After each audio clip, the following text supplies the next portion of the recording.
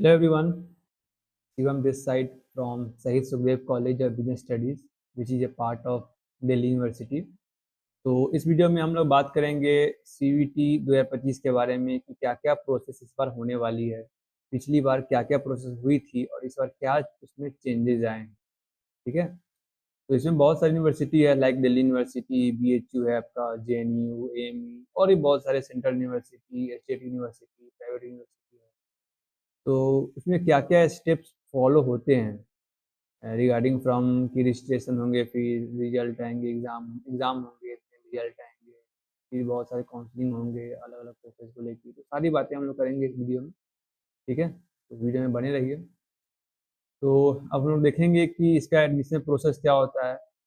तो सबसे पहले तो एडमिशन के लिए आप इसमें क्या होता है, रजिस्ट्रेशन होता है। ठीक है, सबसे पहले रजिस्ट्रेशन होता है जो कि आपको मार्च के फर्स्ट वीक में मार्च के आपको ये रजिस्ट्रेशन स्टार्ट हो जाएगा। उसमें रजिस्ट्रेशन में आपको कुछ डॉक्यूमेंट्स लगेंगे लाइक आइडेंटिटी प्रूफ में आपका आधार कार्ड लगेगा। तो आधार कार्ड तो आप लोगों के पास होगा ही, साथ में आधार कार्ड या पैन कार्ड लगा सकते हैं। दोनों में से कोई एक चीज़ होनी चाहिए आपके पास। और एक चीज़ का ख्याल रखिए, जो आधार कार्ड में जो आपका फ़ोन नंबर है वो आपके आधार कार्ड से लिंक होना चाहिए, क्योंकि उस पर एक OTP आएगा जो कि आपको उसमें फिल करना पड़ेगा फॉर्म के टाइम। और सबसे मेन चीज़ ईमेल आईडी, एक आपका वैलिड ईमेल आईडी आपके पास होनी चाहिए। सारी इन्फॉर्मेशन आपके OTP हो गए हैं या आपके रजिस्ट्रेशन नंबर हो गए, ये सारी चीज़ें आपको इसी के थ्रू होंगी। तो आपके पास ईमेल आईडी सबसे ये इम्पोर्टेंट चीज़ है, ईमेल आईडी आपके पास होनी चाहिए अच्छी, मतलब एक वैलिड जिसको आप टाइम टू टाइम चेक करते हो। ठीक है, एक फ़ोन नंबर होना चाहिए, साथ में आपको अपने पर्सनल डिटेल और एजुकेशनल डिटेल भी डालने पड़ेंगे उसमें रजिस्ट्रेशन फॉर्म में। तो डॉक्यूमेंट में एक फ़ोटो और सिग्नेचर। रजिस्ट्रेशन के टाइम पे आपको कास्ट सर्टिफिकेट, कैटेगरी सर्टिफिकेट जिसे कहते हैं, वो आपको नहीं ज़रूरत पड़ेगी। ठीक है ना, तो उसके बाद की ज़रूरत पड़ेगी जब यूनिवर्सिटीज़ में काउंसलिंग हो उस टाइम पे कैटेगरीज को सर्टिफिकेट ज़रूरत पड़ेगी। ठीक है, तो ये हमारा रजिस्ट्रेशन का प्रोसेस हो गया। देन आफ्टर मेन आता है आपको CVT एग्ज़ाम को लेकर कि आपका एग्ज़ाम में जो एग्ज़ाम होंगे आपको कौन कौन सब्जेक्ट, किस किस सब्जेक्ट के एग्ज़ाम देने हैं। तो मेनली तो मैंने 3 सब्जेक्ट में बांटे हैं इसे। आपके पहला हो गया ये इंग्लिश हो गया, इंग्लिश या हिंदी हो गया एक लैंग्वेज, जनरल टेस्ट और डोमेन। ठीक है, ये तीनों में से आपको एग्ज़ाम देने हैं, तीनों एग्ज़ाम देने हैं। अगर आप साइंस बैकग्राउंड से हैं, ठीक है, अगर आप साइंस बैकग्राउंड से हैं तो आप एक लैंग्वेज दें।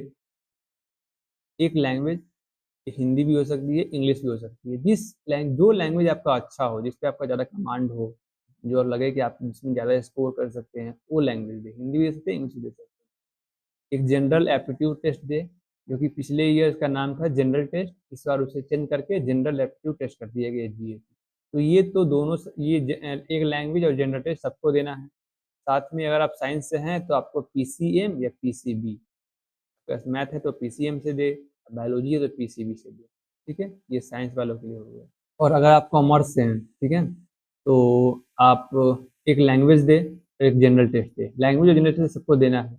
साथ में आप अकाउंट्स और मैथ दे। ठीक है, अकाउंट और मैथ तो आपके क्लास 12th में होंगे ही। तो मतलब जो भी विषय आपको क्लास 12th में, अकाउंट्स है तो अकाउंट्स दे, मैथ है तो मैथ दे। सब्जेक्ट आप देख चेक कर लीजिएगा अपने साथ।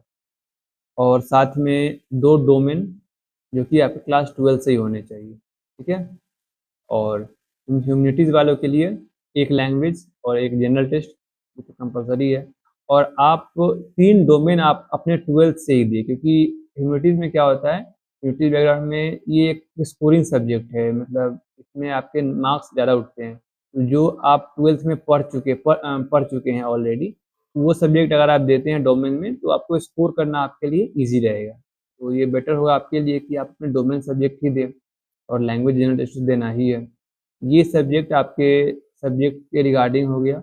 ये काफ़ी अभी के लिए तो ये काफ़ी इम्पोर्टेंट स्लाइड है, जो कि एक जनरल टेस्ट और एक लैंग्वेज सबको देना है। साइंस वाले हैं तो PCM और PCB दे, कॉमर्स के हैं तो एक अकाउंटेंसी या math +2 domain from class 12, humanities के हैं तो एक general test, general aptitude test और एक लैंग्वेज और 3 डोमेन क्लास 12 से। ठीक है, अब हम आते हैं एप्लीकेशन फॉर्म में कि सब कुछ एग्जाम होने के बाद रिजल्ट आएंगे। उसके बाद क्या होता, पिछली बार क्या होता था कि सेपरेट यूनिवर्सिटी फॉर्म बनाती थी कि अलग अलग यूनिवर्सिटी, अगर DU है तो DU अपना फिर फॉर्म रिलीज की, BHU है तो BHU ने अपना एप्लीकेशन फॉर्म रिलीज किया, साथ में अगर अलीगढ़ मुस्लिम यूनिवर्सिटी है तो AMU, तो जितने भी अलग अलग यूनिवर्सिटी है सब अपना अपना सेपरेट करते थे।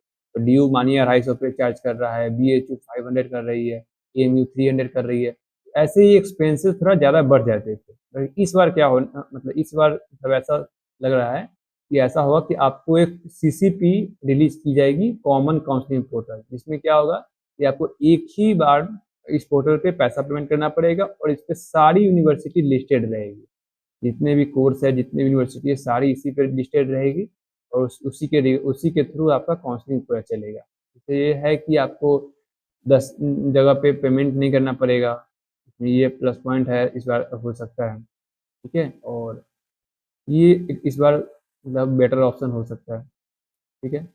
अब अगला हम लोग आते हैं सब्जेक्ट मैपिंग की ओर, कि दिल्ली यूनिवर्सिटी में मेनली तो दिल्ली यूनिवर्सिटी में होता था, 2023 में भी हुआ था ये चीज़ और 2024 में भी हुआ था, दिल्ली जो DU ने करवाया था, ये सब्जेक्ट मैपिंग करवाते थे, जो भी आप क्लास 12th में पढ़े हुए हैं, मेनली जो जो भी सब्जेक्ट आप क्लास 12th में पढ़े हुए हैं, उसको आपको CBT के सब्जेक्ट से मैच किया जाता था, जो भी क्लास 12th में आपका सब्जेक्ट है ना, उसको मैच किया जाता था आपके CBT के सब्जेक्ट से, इसे कहते हैं सब्जेक्ट मैपिंग।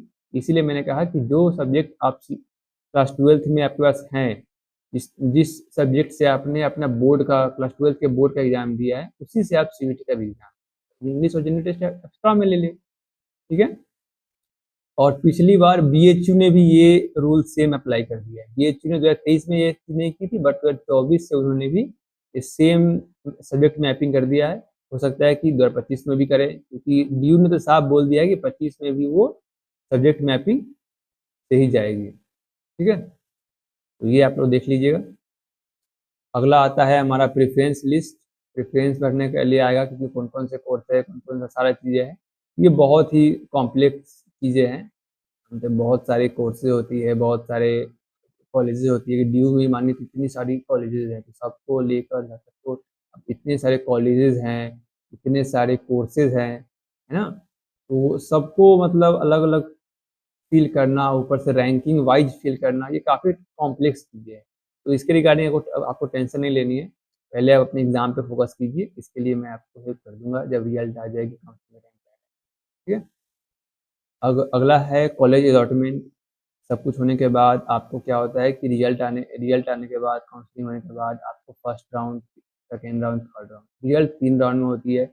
जैसे ही आपको फर्स्ट राउंड में कोई भी सीट मिलेगी तो उसे आपको एक्सेप्ट करना पड़ेगा, एंड आफ्टर उसे मतलब फर्दर प्रोसेस होती है। जो तीन तीन राउंड्स होते हैं और फिर मॉपअप राउंड होते हैं, फिर स्पोर्ट राउंड होते हैं, ये 5 राउंड होते हैं, ठीक है। वही इसमें भी है कि college acceptance and fee payment. तो जैसे ही आपको फर्स्ट राउंड में कोई कॉलेज मिलेगा तो उससे पहले आपको एक्सेप्ट करना पड़ेगा, तो भले वो कोई कॉलेज मिले, वो आपको पसंद हो या ना हो, तो उसे आपको पहले एक्सेप्ट करना पड़ेगा और उसको आपको फ़ी पेमेंट करना पड़ेगा, जितने भी उस कॉलेज के फ़ी होंगे उसे आपको पेमेंट करके और फिर अपग्रेड करना पड़ेगा। पहला एक्सेप्ट कीजिए, फिर फ़ी पेमेंट कीजिए और अपग्रेड कीजिए, ठीक है, ये प्रोसेस रहता है, ठीक है। इतना ही है कि फीस में आपका एडमिशन हो जाता है और फिर आप अपना कॉलेज स्टार्ट कर देते हैं। तो इतना ही है, best of luck for your preparation, ठीक है ना। और इसके रिगार्डिंग कुछ भी आपको, अगर आपके मतलब आपको प्रिपरेशन में कोई भी प्रॉब्लम्स हो रही है, तो आपको आपको तो मेरा इंस्टा ID पता ही होगा, तो आप मुझे इंस्टाग्राम पे मैसेज कीजिए, ठीक है। फिर मैं आपको पर्सनलाइज गाइड, जो भी आपके डाउट होंगे वो क्लियर कर दूंगा। और इसके बाद मैंने वीडियो बनाए हैं अलग अलग टॉपिक्स पे, जो कि आपको कल परसों में मिल जाएंगे। और मेनली मैंने बनाया है कि जो सही सुखदेव है, मतलब BHU है, मेनली मैंने BBA और BMS जितने भी कॉलेजेस हैं उसके रिगार्डिंग बनाए हैं कि कौन कौन से बेस्ट कॉलेज इंडिया में एग्जिस्ट कर रहे हैं, या तो BBA और BMS ऑफर कर रहे हैं। उसके बाद में IPM, आई नो कि आप लोग बहुत लोग इस चीज़ से फैमिलियर होंगे, इंटीग्रेटेड प्रोग्राम इन मैनेजमेंट, जो कि 5 साल का होता है, ठीक है ना। इस पे भी वीडियो है, कौन कौन से कॉलेज हैं, कौन कौन से एग्ज़ाम होते हैं, कितने फ़ी है, कितने परसेंट है, सारी चीज़ें इसमें कवर है। उसके बाद हम लोग बात करेंगे इसमें सिलेबस को लेकर, ठीक है। सिलेबस में मैंने मेनली GAT, काफ़ी कॉम्प्लेक्स चीज़ें हैं। जीएटी और आपका इंग्लिश, ये 2 चीज़ों का सिलेबस मैंने कवर किया है, ठीक है? और फिर ये सब खत्म हो जाने के बाद मैं आपको पीवाईक्यू के थ्रू बताऊँगा कि कौन से टॉपिक्स हैं जिससे क्वेश्चंस पूछे जा रहे हैं। मैं आपको 2023, 24, ठीक है? और 2022 के भी मेरे पास है पीवाईक्यू, तो 22, 23, 24 ये 3 साल के पीवाईक्यू से आपको बताऊँगा कि कौन-कौन से इम्पोर्टेंट टॉपिक हैं जिससे सीयूईटी में क्वेश्चंस पूछे जा रहे हैं, ठीक है? तो बने रहिए इस चैनल के साथ और अपनी तैयारी अच्छे से करते रहिए। Best of luck for your dream college. Thank you.